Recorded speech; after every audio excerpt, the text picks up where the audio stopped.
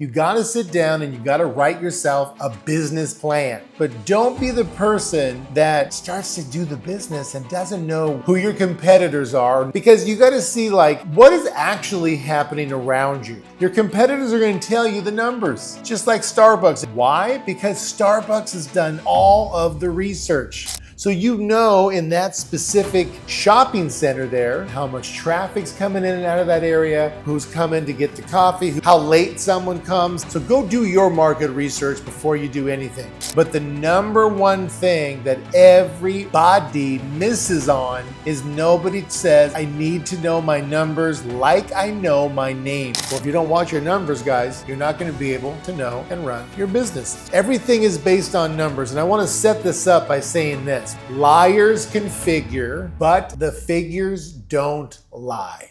And what we've been talking about is how was I able to go and produce over $2 billion using a contact management system, and then also using lead generation, learning management systems, which is where you take people through an online education. How did I get over 1 million people to go through all of these different types of modules and be successful? See, a lot of you guys are starting online businesses. You're out there licensing contact managers. You're building sales funnels. You're doing all the things you're supposed to do. You're going to masterminds. You're doing all the things. But the thing you got to really understand is before you do anything, you got to sit down and you got to write yourself a business plan. If you're going to take an MBA program, they call it a white sheet. If you're just going to be an entrepreneur, it's called you've got to write a business plan. And it's just, sit down, write everything out as far as all the different expenses you're going to have. Write down all the things it's going to take to build the business. And then once you write all that out, then put down what are your monthlies going to be. It's really simple today. You can say to ChatGPT, write a business plan for me, and then I'm going to give you all of my expenses, and I'm going to give you my targets that I want to do, and blah, blah, blah, blah, blah. You can feed it full of information, and it will give you a basic profit and loss. It'll give you a basic business plan. It'll kind of set you up on all the dashboards you need and all the things you need in order for you to get started. But I can't tell you enough. Write a business plan. Sit down. Take time. Have your AI software help you get started. But don't be the person that starts to do the business and doesn't know, one, who your competitors are. Write that down. Who your competitors are, number one, in addition to knowing your numbers. Because you got to see what is actually happening around you. And now the other thing you want to do is go to the Facebook ad library and type in your competitor's name or business name, whatever, and you're going to be able to see what are their highest producing ads, which ones don't work, which ones do. You can see which ones they're throwing the most traffic at, and the ones that have the most views, and the ones that have the most likes and comments. That's the one that you want to rewrite. You can't copy it, but you can rewrite it in your words. You film it, you write it, you place it. It puts you in a situation where you've got to go now in regards to knowing your competitors. Now, what is your competitors going to tell you? Your competitors are going to tell you the numbers. Just like Starbucks, if you've got a brick and mortar business, which I would not recommend you do now, you always go look where Starbucks is. Why? Because Starbucks has done all of the research. Okay, they've done all of the research. So in that specific shopping center there, they have done how much traffic's coming in and out of that area, who's coming to get the coffee, how late someone comes, how early someone comes, the traffic that goes by, how often does the traffic go by. All the market research has been done. So go do your market research before you do anything. But guys, let me tell you something. Here's the biggest mistake I see after you write your business plan, after you get everything built. If you don't really understand what's going to make or break you, then you're not ready for business. And I ask this question to people when they hire me to consult them. Hey, first of all, what do you think is going to take you down? And they always say, not enough advertising, which is right? You gotta, whoever advertises the most wins.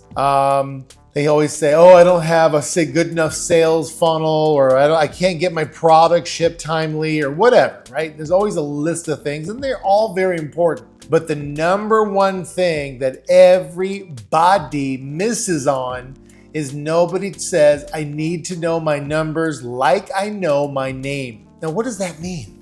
Well, first of all, think about this. Think of, I don't know, let's just take a company, for example, Dell Computer, online.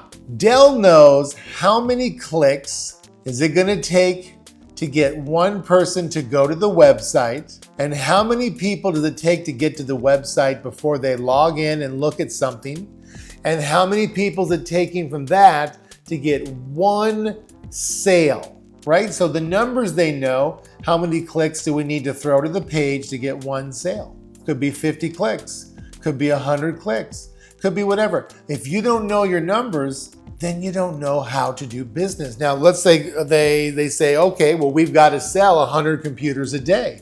And let's say it's taking 100 clicks to get one sale. Well, then guess what the next question is? How much is each click? What if one click is $1? Easy, right? Easy math. It takes 100 clicks. It's taking $100 in marketing to get one computer sold. 100 clicks at $1. See, this is the thing. So when they sit down, they go through their numbers, they go, okay, guys, we need to sell 100 computers a day. Do some basic arithmetic. I can do it in my head, but let's just, for the sake, let's say you can't. If you have 100 times 100, they're going to spend $10,000 a day to get 100 computers a day sold. If said differently, times 30, they're going to spend $300,000, right, a month to get what? Over 3,000 computers a month sold. And if you look at that, now they've got metrics to look at. Is the cost per acquisition good? Is it not good? How do they tweak the sales funnel? How do they get all the things to get better? But if they don't know that maybe one day they hit 150 clicks to get one sale, if they're not watching their numbers, their cost per acquisition on that computer can get too high. And then guess what happens to you? You're going, if you don't look at the numbers and you go, wait a minute, our budget was $100 per computer. How did it get to $200 per computer? Well, if you don't watch your numbers, guys, you're not going to be able to know and run your business. So everything is based on numbers. And I want to set this up by saying this. Write this down. This is very powerful. Liars can figure, but the figures don't lie. Liars can figure, but the figures don't lie. So you can always get around people and say, they always go, oh yeah, I'm doing this and doing that and all this and all that. And they go, great, no problem. How many leads is it taking you to get one sale? They don't know. When someone doesn't know their numbers, they don't know their cost per lead, their cost per booked appointment, their cost to sell a product. What are you gonna do? Look, I can tell you right now, it cost me $53 on my Spanish side to get one booked appointment. It's costing me $129 to get one of my English appointments. It's costing me, I'm taking 13 of those $50 leads to get one, to get one Spanish sale. It's taking me 13 leads, same thing, to get one English lead. But look at the price difference. Watch this.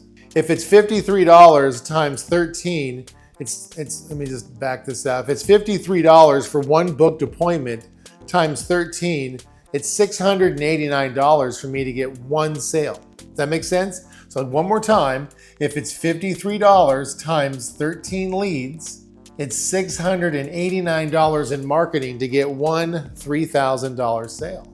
So if I didn't know that, what if I didn't watch my numbers every day and all of a sudden it got up to $100? Whoa, right? It's crazy. And then all of a sudden now it's taking 15 leads to get one sale. Now it's $1,500 for a $3,000 product. After I pay commissions, my net's gonna only be 35%. That's not good enough for a digital product. But if I don't watch my numbers and pay attention to it in the evening when the business shuts down, we're gonna dig into that, then I'm gonna lose money. And I'll tell you what to do. Now let's just look at my English business, $125 times, it fluctuates, 123, 135, et cetera. Let's just take 125 times 13. It's costing me $1,625 to get one sale at $3,000. Then I gotta write a commission, right? So let's take a look at that. Without commissions, I'm making $1,375. When I pay commissions out, I'm sitting at around $1,000 profit for one sale. Now, to the average Joe, they go, wow, you make $1,000 profit? It's not good enough. You need to be making at least 60% net on your products. And the reason why it's important to make 60, you never know the excess costs that are gonna come down the pipe. Merchanting costs, employee costs, the costs just pile up, right? So you got to think about what is exactly you need to do. That's why I said write a business plan.